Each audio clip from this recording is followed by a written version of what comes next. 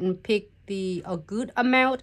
You add more if you have a longer nails, and you are going to use a little bit less if you have a shorter nail. It's according to your length of your client's nails and then how much of a crystal you are going to add it on.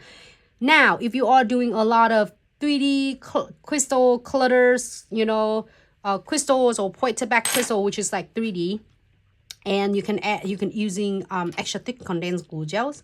So no wet top coat floating on the top for a lot of you who love crystal design. So this crystal trifecta will able to hold all of your flat back, charm, chains, beads in one place. This is so cute already by itself. You want to add something on, you can.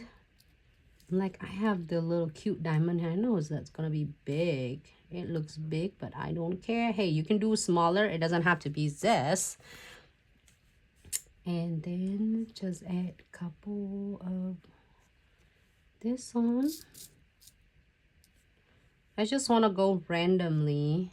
I love this because usually you see me do a lot of different on Valentine. Like usually you see with the different style. This is like kind of randomly spontaneous along with your stickers. I want you to be able to enjoy your box, which is so many come in that box.